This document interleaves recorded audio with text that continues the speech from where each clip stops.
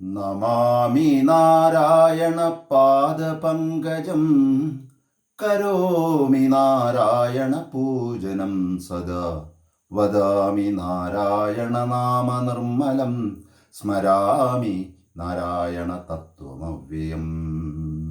നാരായണ ഹരി നാരായണ ഹരി.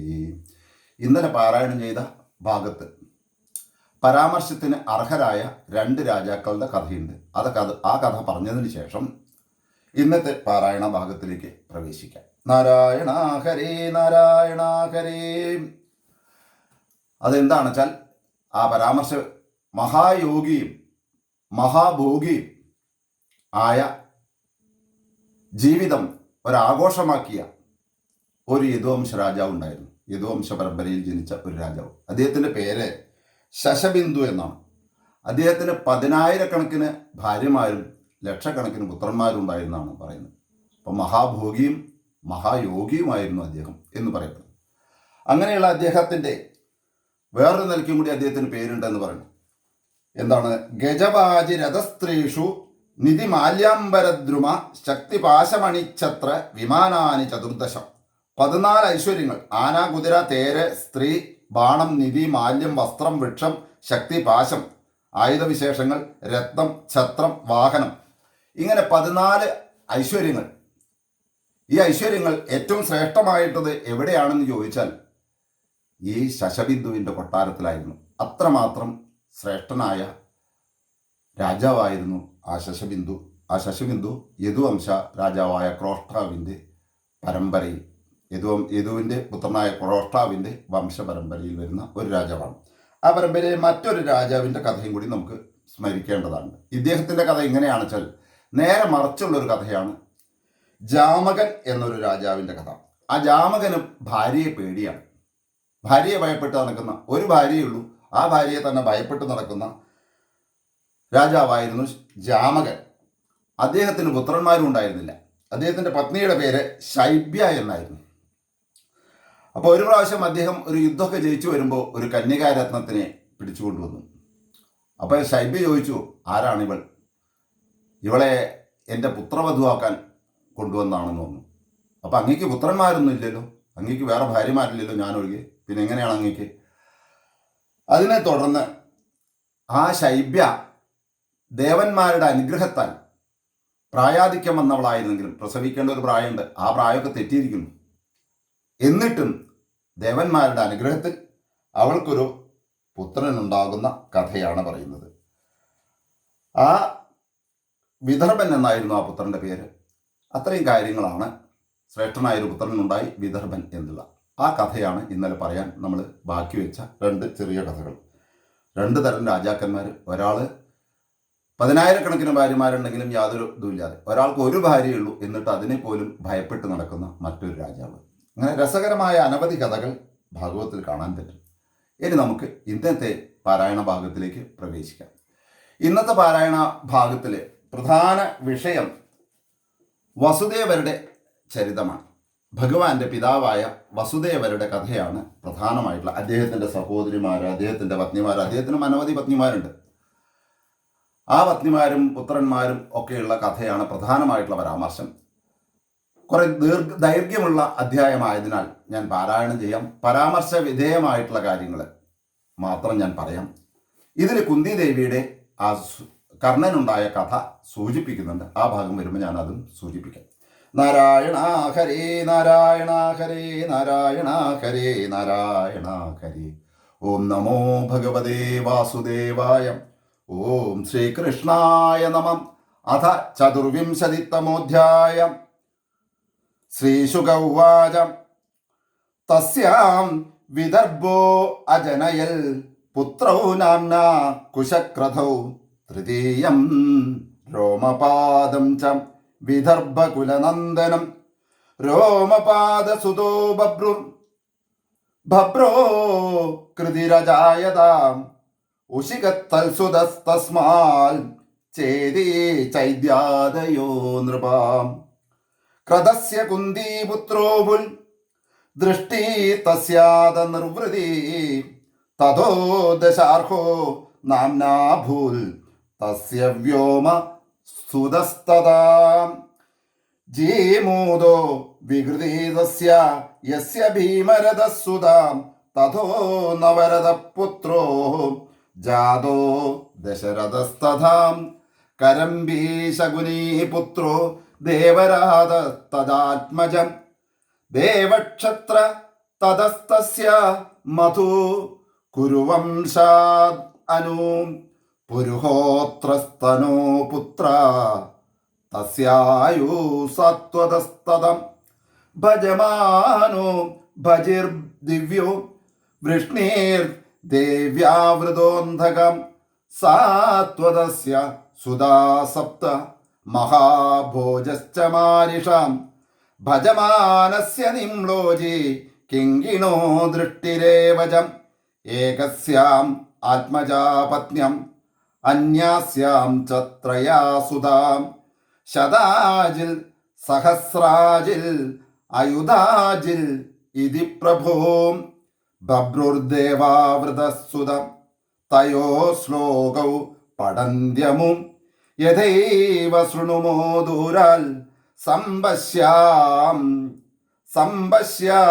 തദാന്തികാൽ ബഭ്രൂശ്രേഷ്ഠോ മനുഷ്യാണം ദേവൈർദേവാവൃതാസമാം പുരുഷ പഞ്ചഷഷ്ടിച്ച ഷട്സഹസ്രാണി ചാഷ്ടജം യേ അമൃതതത്വാം അനുപ്രാപ്ത ബഭ്രോർദേവാവൃതാദപി മഹാഭോജോ വിധർമാത്മാം ഭോജ ആസൻ തദന്വയേ വൃഷ്ണേ സുമിത്ര പുത്രോ ഭുൽ യുധാജിത്ത പരന്തപം ശിനീതസ്യാനമിത്രശ്ച നിമ്നോ ഭൂൽ അനമിത്രതം സത്രാജിത പ്രസേനശ്ച നിമ്നസ്യാവാസദോ സുതൗ അനമിത്രസുതോ യോ അന്യം ശിനിത്തസ്യാദസത്യകം യുയുധാനാ സാത്യകീർവൈ ജയസ്തസ്യ കുണീസ്തതം യുഗന്ധരോ അനമിത്രസ്യ വൃഷ്ണീപുത്രോ പരസ്തതം ശഫൽക്കച്ചിത്രരഥശ്ച ഗാദിന്യാം ച ശഫൽക്വദാം അക്രൂരപ്രമുഖ ആസൻ പുത്ര ദ്വാദശ വിശ്രുതാം ആസംഗസാരമേയശ്ച മൃദുരോ മൃദുവിൽ ഗിരിം ധർമ്മവൃദ്ധ സുകർമാചം ക്ഷേത്രോപേക്ഷോരിമർദ്ദനം ശത്രുഘ്നോ ഗന്ധമാദശ്ച പ്രതിബാഹുശ്ച ദാദശം തേഷാം സ്വസാ സുജീരാഖ്യ ദ്വൗ അക്രൂരൗ സുധാവപി ദേവവാൻ ഉപദേവശ്ച തഥാ ചിത്രരഥാത്മജാഹം പൃഥുർവിദുരതാദ്യാശ്ച ബഹവോ വിഷ്ണിനന്ദനാഹം കഗുരോ കുഗുരോ ഭജമാനശ്ച ശുചീ കവളബർഹിഷം കഗുരസ്യ സുതോ വന്യർ വിലോമാതനയസ്തദാം കബോധരോമാ തസ്യാനും സഖായസ്യ ച തുംബുരും അന്തഗോ ദുന്ദുബി തസ്മാൽ അരിദ്യോത പുനർവസും തസ്യാഹുക ചാഹുഗീചം തസ്യാഹുഗാശ്ച ആഹുഗീശ്ച കന്യാ ചൈവാഹുകാത്മജോ ദേവകശ്ചോഗ്രസേനശ്ച ചത്വാരോ ദേവകാത്മജാം. ദേവകന്റെ പുത്രന്മാരായ ദേവകി തുടങ്ങിയ 7 പത്നിമാരെ വസുദേവർക്കുണ്ടായിരുന്നു. ആ പത്നിമാരുടെ പേരാണെന്ന് പറഞ്ഞത്. ചത്വാരോ ദേവകാത്മജ, 4 ദേവകന്മാരുടെ പുത്രന്മാരുണ്ടായിരുന്നു. അവരുടെ സഹോദരിമാരായിരുന്നു 4 സഹോദരന്മാര്. അവരുടെ പേരാണ് ആദ്യം പറയാം. ആദ്യം സഹോദരന്മാരുടെ പേര് പറയാം. അത് കഴിഞ്ഞിട്ട് വസുദേവരുടെ പത്നിമാരായിരുന്ന ആ കന്യകമാരുടെ പേരും പറയാം. ദേവവാൻ ഉപദേവശ്ച സുദേവോ ദേവവർദ്ധനം. ഇതായിരുന്നു 4 സഹോദരന്മാര്. തേഷാം സ്വസാര, അവരുടെ സഹോദരിമാര് സപ്താസൻ. 7 പേരുണ്ടായിരുന്നു. ധൃതദേവാദയോ നൃപാം. ഏതൊക്കെയാണ്? ധൃതദേവാദികളായിട്ടുള്ള 7 പുത്രിമാരുണ്ടായിരുന്നു. ശാന്തിദേവോ ഉപദേവോച്ചാം. ശാന്തിദേവ, ഉപദേവ, ശ്രീദേവ, ദേവരക്ഷിത, സഹദേവ, ദേവകി. ഇങ്ങനെയുള്ള 7 പുത്രിമാർ. ശാന്തിദേവോപദേവാച ശ്രീദേവദേവരക്ഷിത സഹദേവദേവഗീച്ച വസുദേവ ഉവാഹത. വസുദേവർ അവരെയെല്ലാം വിവാഹം കഴിച്ചു. എല്ലാ സഹോദരിമാരെയും വസുദേവൻ തന്നെയാണ് വിവാഹം കഴിച്ചത്. കംസസുനാമനഗ്രോധ കങ്കശങ്കു സുഹസ്തത രാഷ്ട്രപാലോദ സൃഷ്ടിശ്ച തുഷ്ടിമാനോഗ്രസേനയാം. അങ്ങനെയുള്ള കംസന്റെ കഥയൊന്നും പറയാൻ നിന്നോ നമുക്ക് സമയം കിട്ടില്ല, അതൊക്കെ ഞാൻ പറയുന്നില്ല. കംസവതി ഗംഗ ശൂരഭൂ രാഷ്ട്രപാലിക ഉഗ്രസേന ദുഹിതരോ വസുദേവാനുജസ്ത്രിയം ഗുരോ വിദുരദാദാസീൽ ഭജമാന സുതസ്തതാം ശിനീ തസ്മാൽ സ്വയം ഭോജോ ഹൃദീഗത്തൽ സുതോമതം ദേവബാഹോ ശതതനും കൃതവർമ്മേതി തൽസുതാം ദേവമേടസ്യ ശൂരസ്യ മാരിഷാ നാമ പത്ന്യഭുൽ തസ്യാം സാ ജനയാമാസ ദശപുത്രാൻ അകൽമഷൻ വസുദേവം ദേവഭാഗം ദേവസ്രവസമാനകം സൃഞ്ജയം ശ്യാമകം കങ്കം ശമീകം വത്സകം മൃഗം ദേവദുന്ദുഭയോ നേതു ആനക യസ്യ ജന്മനീ. ദേവദുന്ദുവികൾ മുഴങ്ങി ആ വസുദേവരെ ജനിച്ചപ്പോൾ. അതുകൊണ്ടാണ് ആനകദുന്ദുബി എന്ന് അദ്ദേഹത്തിന് പേര് വന്നർത്ഥം. വസുദേവം ഹരേ സ്ഥാനം വദന്ത്യാനകദുന്ദുബിം പൃഥാച ശ്രുതദേവാശ്ച ശ്രുതകീർത്തി ശ്രുതസ്രവം രാജാതിദേവി ചൈതേഷം ഭഗിന്യ പഞ്ചകന്യകം. അദ്ദേഹത്തിന് സഹോദരിമാരായിട്ട് 5 കന്യകമാരുണ്ടായിരുന്നു. അതിൽ കുന്തിയെ ശൂരസേന മഹാരാജാവ് കുന്തി ഭോജന് നൽകി. അങ്ങനെ കുന്തി ഭോജന്റെ പുത്രിയായിട്ടാണ് കുന്തി ദേവി വളരുന്നത്. രാജാതിദേവി ചൈതേഷം ഭഗിന്യ പഞ്ചകന്യകം കുന്ദേ സഖ്യോ പിതാ. കൂട്ടുകാരനായിട്ടുള്ള ശൂരസേനന് തന്റെ പുത്രിയെ നൽകി.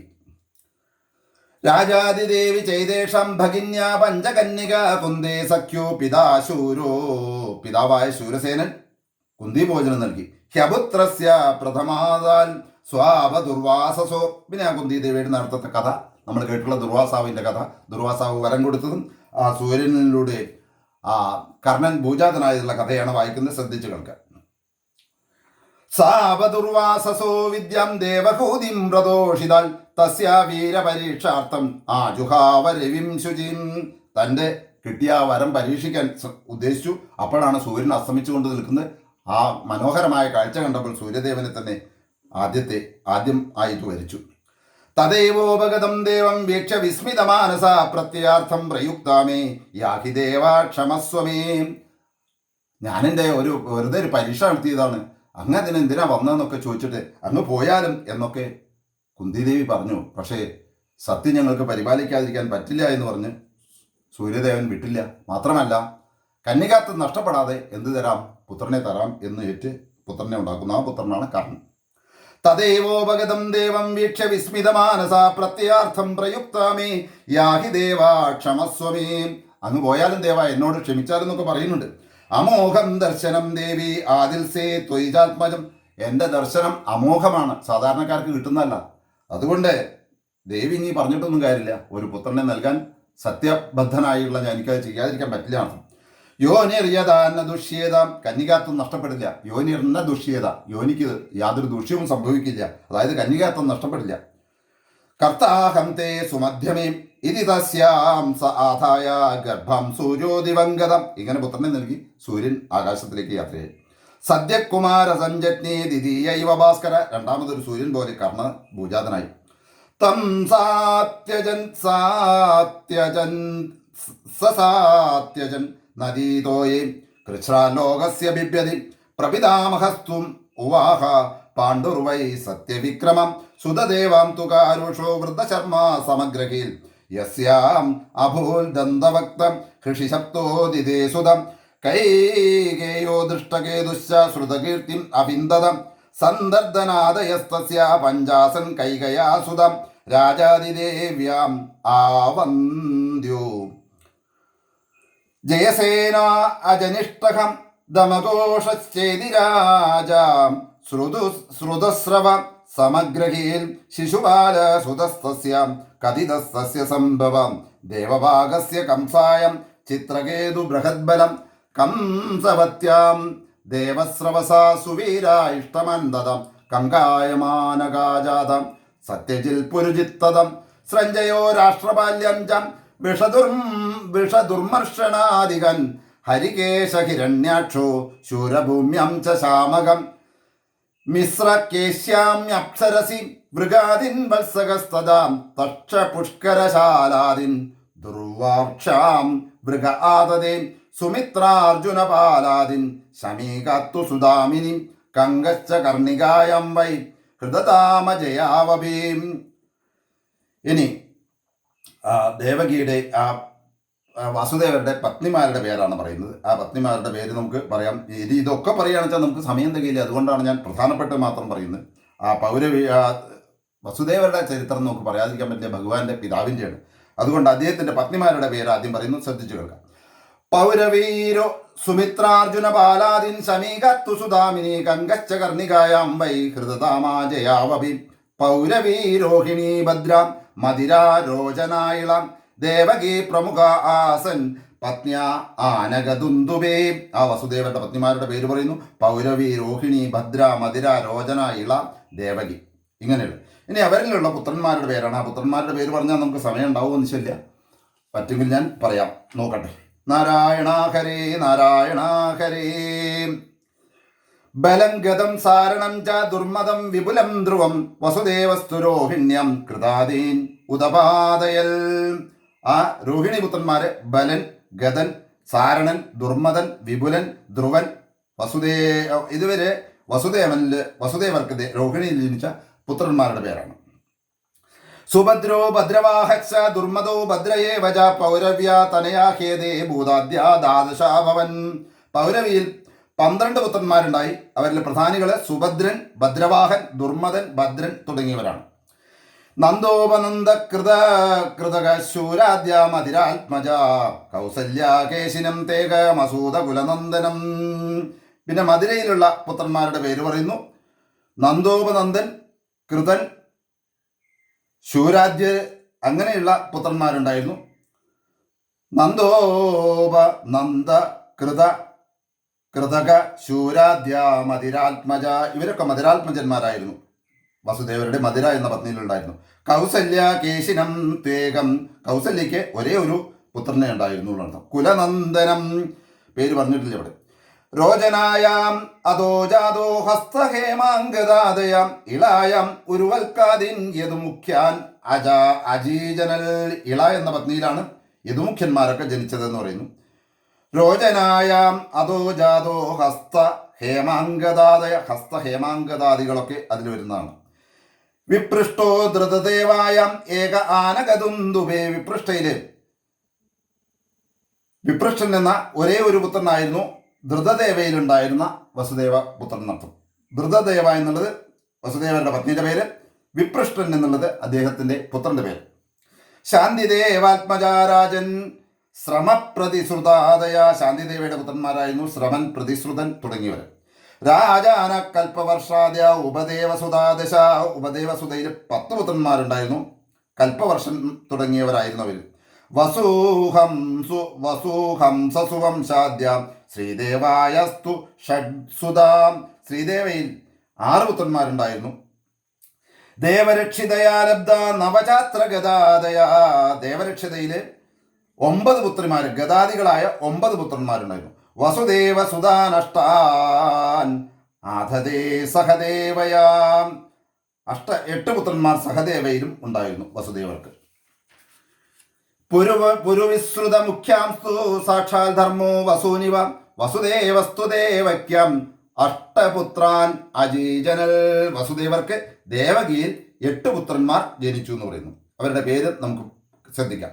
കീർത്തിമന്ദം സുഷേണം ച ഭദ്രസേനം ഉദാരതി ഹൃജും സമ്മർദ്ദനം ഭദ്രം സംഘർഷണം അഹീശ്വരം അഷ്ടമസ്തു തയോരാസിൽ സ്വയമേവ ഹരിക്കില സുഭദ്രാജ മഹാഭാഗ തവരാജൻ പിതാമഹീം. 8 പുത്രന്മാരും 1 പുത്രിയുമാണ് ആ ദേവകിയിലുണ്ടായിരുന്നത്. അവരുടെ പേര് കീർത്തിമന്ദം, സുഷേണൻ, ഭദ്രസേനൻ, ഉദാരതി, ഹൃജു, സമ്മർദ്ദനൻ, ഭദ്രൻ, സംഘർഷണൻ. പിന്നെ 8ാമത്തെ പുത്രനായിട്ട് സാക്ഷാൽ ശ്രീകൃഷ്ണ ഭഗവാനും. ഇങ്ങനെയായിരുന്നു സുഭദ്ര. പിന്നീട് ഒരു സഹോദരിയായിട്ട് സുഭദ്രി. ഇതൊക്കെയായിരുന്നു ആ വസുദേവർക്ക് ദേവകിയിലുള്ള പുത്രന്മാർ. അത് നമ്മൾ പറഞ്ഞു. ഇനി നമ്മളതിൽ പറയുന്ന ഭഗവത്ഗീതയിൽ പറയുന്ന അതേ ആശയം തന്നെ പറയുന്നു. യഥാ യദേഹ ധർമ്മസ്യ ക്ഷയോ വൃദ്ധിശ്ച പാപ്മനാം തഥാതു ഭഗവാനീശ ആത്മാനം സൃജതേ ഹരിം. എപ്പോഴെപ്പോഴാണോ ധർമ്മത്തിന് ക്ഷയവും അധർമ്മത്തിന് വൃദ്ധിയും സംഭവിക്കുന്നത് അപ്പോഴെല്ലാം ഭഗവാൻ സ്വയം അവതരിക്കുന്നു എന്ന് പറയുന്നു. യഥാ യദേഹ ധർമ്മസ്യ ക്ഷയോ വൃദ്ധിശ്ച പാപ്മനാം തഥാതു ഭഗവാനീശ ആത്മാനം സൃജതേ ഹരിം. നഹ്യസ്യ ജന്മനോ ഹേതു കർമ്മണോ വാ മഹീപതേ ആത്മമായം വിനേശസ്യ പരസ്യ ദൃഷ്ടുരാത്മനാം. ഇതിന് മറ്റു കാരണങ്ങളൊന്നുമില്ല. ഒരേ ഒരു കാരണമേ ഉള്ളൂ. ആത്മമായ ഉപയോഗിച്ചാണ് ഭഗവാൻ എന്ത് ചെയ്യുന്നത്? അവതരിക്കുന്നതെന്നർത്ഥം. ആ ജന്മത്തിന് പ്രത്യേക ഹേതുവോ കർമ്മങ്ങൾക്കൊന്നും ഇതില്ല. അവിടെ അവതരിക്കേണ്ടത് ഒരാവശ്യമായി വന്നാൽ ഭഗവാൻ അവതരിക്കുന്നർത്ഥം. നമുക്കറിയാം, മത്സ്യമായും കൂർമ്മമായും ഒക്കെ അവതരിച്ചത് അങ്ങനെയുള്ള സന്ദർഭങ്ങളായിരുന്നു. യന്മായ ചേഷ്ടിതം പുംസ സ്ഥിത്യുൽപത്യപ്യയായ ഹി അനുഗ്രഹ തന്നിവൃത്തേരാത്മലാഭായ ചേക്ഷ്യതേ അക്ഷൗഹിണീനാം പതിബീർ അസുരൈ നൃപലാഞ്ചനൈ ഭുവ ആക്രമ്യമാണായ അഭാരായ കൃതോദ്യമാം. എന്തിനാണ് ഈ ദേവകീപുത്രനായിട്ട് വസുദേവരുടെയും ദേവകീപുത്രനായിട്ടും ഭഗവാൻ ജനിച്ചത് എന്ന് പറയുന്നു. കുറേ രാജാക്കന്മാർ ഭൂമിക്ക് ഭാരമായിട്ടുണ്ടായി. ആ ഭൂമിയുടെ ഭാരം തീർക്കാൻ വേണ്ടി ഭൂമിദേവി പ്രാർത്ഥിച്ചത് പ്രകാരം ഭഗവാൻ ജന്മമെടുത്തതാണെന്ന് പറയുന്നു. അക്ഷൗഹിണാം പതിബീർ, അനവധി അക്ഷൗഹിണികളുള്ള രാജാക്കന്മാരല്ല, എല്ലാം അസുരന്മാരും ദുഷ്ടന്മാരുമായിരുന്നു. അവരാൽ ഭൂമിദേവിക്ക് സഹിക്കാനാവാത്ത ഭാരം സംഭവിച്ചു, ഭൂഭാരം വർദ്ധിച്ചു. ഭുവ ആക്രമ്യമാണായ അഭാരായ ആ ഭാരം ഇല്ലാതാക്കുന്നതിന് കൃതോദ്യമ, ആ ഉദ്യമത്തിലാണ് ഭഗവാൻ എന്തായിട്ട് ജനിച്ചത്? ബലഭദ്രരും ശ്രീകൃഷ്ണനുമായിട്ട് ജനിച്ചതെന്നുള്ളത്.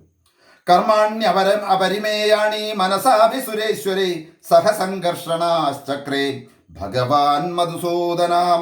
ഭഗവാന്റെ കർമ്മങ്ങൾ അത്യത്ഭുതങ്ങൾ തന്നെയാണ്. അങ്ങനെയുള്ള ഭഗവാൻ ഭക്തന്മാർ സഹസ്രാണം കർമാണ്യപരമേയാണി മനസാഭി സുരേശ്വര, സുരന്മാർക്ക് ദേവന്മാർക്ക് മനസ്സുകൊണ്ട് പോലും സങ്കല്പിക്കാൻ കഴിയാത്ത അത്യത്ഭുതകരമായ കർമ്മങ്ങൾ ചെയ്യുന്ന ഭഗവാൻ സംഘർഷനോടൊപ്പം ബലഭദ്രരോടൊപ്പം ജനിച്ചത് ഈ ദൗത്യം നിറവേറ്റാനായിരുന്നു. ഭൂഭാരം ഇല്ലാതാക്കി രാജാക്കന്മാരെ എല്ലാം നശിപ്പിച്ച് ഭൂമിയുടെ ഭാരം ഇല്ലാതാക്കാനായിരുന്നു. കലൗ ജനിഷ്യമാണാനാം ദുഃഖശോകതമോനുതം അനുഗ്രഹായ ഭക്താനം സുപുണ്യം വ്യതനോല്യശാം. പിന്നീട് അദ്ദേഹം കലിയിൽ വീണ്ടും ജനിക്കും എന്നൊക്കെയുള്ള കാര്യം പറയുന്നു. അതിൽ പ്രത്യേകിച്ചൊന്നും പറയുന്നില്ല. അനുഗ്രഹായ ഭക്താനം, എങ്കിലാണ് ഭഗവാന്റെ എപ്പോഴും ഭഗവാന്റെ ജനനം എന്തിനു വേണ്ടിയുള്ളതാണ്? ഭക്തന്മാരെ അനുഗ്രഹിക്കാൻ, ശിഷ്ടപരിപാലനത്തിനും ദുഷ്ടനിഗ്രഹത്തിനും വേണ്ടിയാണ് ഭഗവാന്റെ ഓരോ അവതാരങ്ങളും എന്ന് നമ്മൾ മനസ്സിലാക്കുക. അങ്ങനെയുള്ള ആ ഭഗവാന്റെ ലീലകൾ ആരാണോ ശ്രദ്ധയോടുകൂടി കേൾക്കുകയും ആ ചെവിയിലൂടെ ആ അമൃതമയമായ ആ കഥകൾ കേൾക്കുന്നത്, അവർക്ക് സകലവിധ കർമ്മവാസനകളും മറ്റ് അവര് അത്യധികം യോഗ്യന്മാരും ഉത്തമന്മാരും സാധുക്കളുമായി തീരുന്നു എന്ന് പറയുന്നു. യസ്മിൻ സൽക്കർണവിയൂഷേ യശസ്തീർത്ഥവരേ സകൃൽ ശ്രോത്രാഞ്ജലി രൂപസ്പൃശ്യ. ശ്രോത്രാഞ്ജലി, ചെവി എങ്ങനെയാണ് പിടിച്ചിരിക്കുന്നത്? അഞ്ജലി കൂർപ്പിച്ചിട്ടാണ്. അതായത് അങ്ങനെ ശ്രദ്ധയോടുകൂടി ഭഗവാന്റെ ചരിതങ്ങൾ കേൾക്കാൻ കൊതിച്ചിരിക്കുന്ന അവർക്കെല്ലാം എന്തു ചെയ്യുന്നു? ധുനുദേ കർമ്മവാസനകൾ അറ്റുപോകുന്നു. ഭോജവൃഷ്ണാന്തകമധു ശൂരസേന ദശാർഹകൈ ശ്ലാഘനീയേ ഹിതശ്വൽ കുരു സഞ്ജയ പാണ്ഡുവീം സ്നിഗ്ധസ്മിതേക്ഷിതോദാരൈ വാക്യൈർവിക്രമലീലയം നൃലോകം രമയാമാസ മൂർത്തിയാ സർവാംഗരമ്യമായ ആ മനോഹരമായ സ്വരൂപവിശേഷത്താൽ ഈ ലോകത്തെ മുഴുവൻ ഭഗവാൻ കീഴടക്കി. ഭഗവാന്റെ രൂപം എത്ര കണ്ടാലും ഭഗവാൻ പോലും കണ്ടിട്ട് അത്ഭുതപ്പെട്ടു പോയ ആ രൂപമാണ് ഭഗവാന്റെ രൂപം. അപ്പം അത്രയും ശ്രേഷ്ഠമായ രൂപത്തോടു ആ ഭഗവാൻ ലോകത്തെ ആനന്ദിപ്പിച്ചു. ഇനി അതിനെ വർണ്ണിക്കുകയാണ്. പ്രത്യേകിച്ച് അതിൽ വിശദീകരിക്കേണ്ട കാര്യങ്ങളില്ല. ഈ പറഞ്ഞ കാര്യങ്ങൾ തന്നെയാണ് പറയുന്നത്. ഭൂഭാരം തീർക്കാനുള്ള കാര്യം പറയുന്നു. ഇതൊക്കെ തന്നെ പറയുന്ന ആ ഭാഗം നമുക്ക് വായിച്ച് ഭഗവാന് സമർപ്പിക്കാം. അതിൽ പ്രത്യേകിച്ച് ഭഗവാന്റെ ആഭരണ വിശേഷങ്ങളാണ് നമ്മൾ പല പ്രാവശ്യം കേട്ടിട്ടുള്ളതാണ്. അതുകൊണ്ട് അതൊന്നും വർണ്ണിക്കേണ്ട. പക്ഷേ ഈ കാര്യം നമുക്ക് പ്രത്യേകം ശ്രദ്ധിക്കണം. ഭഗവാന്റെ രൂപം, ആ രൂപം എത്ര മനോഹരമാണ്, എത്ര മോഹനമാണ്. ആരെയും ആകർഷിക്കുന്ന ആ മധുരമായ, എല്ലാം മധുരം മധുരം മധുരം മധുരം എന്ന് പറയുന്ന ആ രൂപത്തെ നമുക്ക് സ്മരിച്ചുകൊണ്ട് ആ പാദങ്ങളിൽ നമസ്കരിച്ചുകൊണ്ട് സാഷ്ടാംഗം നമുക്ക് ഈ ഭാഗം ആ ഭഗവാനായിട്ട് സമർപ്പിക്കാം. നാരായണ ഹരേ നാരായണ ഹരേ നാരായണ ഹരേ നാരായണ ഹരേ. ഇനി അദ്ദേഹത്തിനെ പറ്റി സ്തുതിക്കുന്ന, ഭഗവാനെ പറ്റി സ്തുതിക്കുന്ന 3 ശ്ലോകങ്ങൾ ഞാൻ നന്നായിട്ട് ചൊല്ലാം. അതിനുശേഷം ഈ അധ്യായം ഭഗവാന് സമർപ്പിക്കാം. അതോടൊപ്പം തന്നെ ഈ നവമസ്കന്ധവും പൂർണ്ണമാകുന്നു. ഈ നവമസ്കന്ധം ഭഗവാന്റെ പാദങ്ങളിൽ അത്യാദരപൂർവ്വം ഭയഭക്തി ബഹുമാന സരസ്വരം അങ്ങേയറ്റം ഭക്തിയോടുകൂടി നമുക്ക് സമർപ്പിക്കാം. യസ്യാനനം മകരകുണ്ടല ചാരുകർണ ഭ്രാജൽ കപോല സുഭഗം സവിലാസഹാസം. യസ്യാനനം മകരകുണ്ടല ചാരുകർണ ഭ്രാജൽ കപോല സുഭഗം സവിലാസഹാസം നിത്യോത്സവം സ തതുർപൂർദൃശിപേ പിബന്തോ. നിത്യോത്സവമാണ് ആ രൂപം. അത് പാനം ചെയ്തിട്ട് തൃപ്തി ആർക്കും ഇതുവരെ വന്നിട്ടില്ല. എന്നാ തതുർപൂർ, ഒരിക്കലും തൃപ്തി വരില്ല എന്നർത്ഥം. തൃപ്തിയാവുക എന്നുള്ളൊരു അവസ്ഥയില്ല ഭഗവാനെ കണ്ടിട്ട്.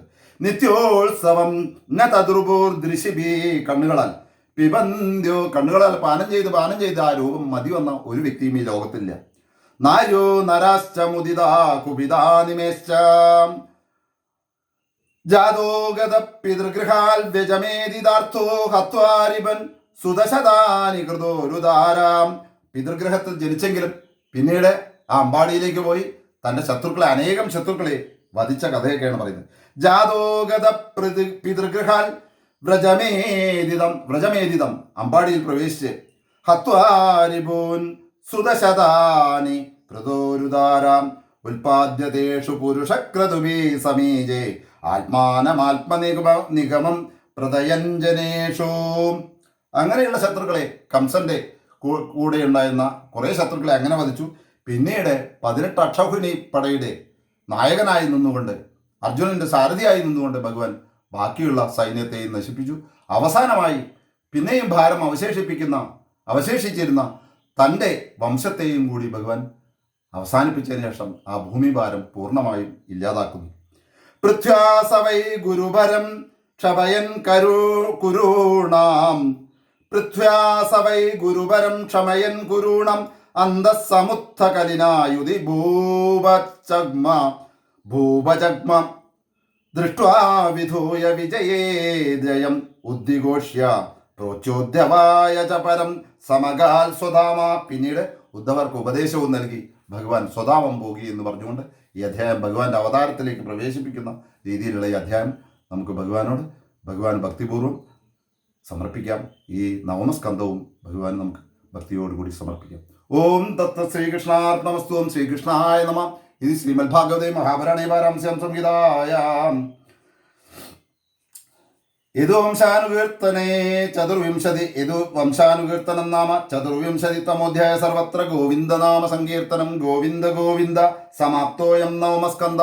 കായേന വാചാ മനസേന്ദ്രിയ വാ ബുദ്ധ്യാത്മനാ വാ പ്രകൃത സ്വഭാവാൽ കരോമി യദ്യത് സകലം പരസ്മൈ നാരായണായേതി സമർപ്പയാമി. യദക്ഷരപദഭ്രഷ്ടം മാത്രാഹീനം ദിയൽബൽ തത്സർവം ക്ഷമ്യതാം ദേവാ. നാരായണ നമോസ്തുതേ. വിസർഗബിന്ദു മാത്രാണി പദപാദാക്ഷരാണി യാന്യൂനാനി യാതിരിക്താനി ക്ഷമസ്വ പുരുഷോത്തമാന്യതാ ശരണം നാസ്തി ത്വമേവ ശരണം മമ തസ്മാത് കാരുണ്യഭാവേന രക്ഷ മഹാപ്രഭോ. ദത്ത ശ്രീകൃഷ്ണാർപ്പണമസ്തു. ദത്ത ശ്രീകൃഷ്ണാർപ്പണമസ്തു. ഓം ദത്ത ശ്രീകൃഷ്ണാർപ്പണമസ്തു. ശ്രീകൃഷ്ണായ നമ. ഓം ശ്രീകൃഷ്ണായ നമ. ഓം ശ്രീകൃഷ്ണായ നമ. ഓം ശ്രീകൃഷ്ണായ നമ. നാരായണ ഹരേ നാരായണ ഹരേ നാരായണ ഹരേ നാരായണ ഹരേ.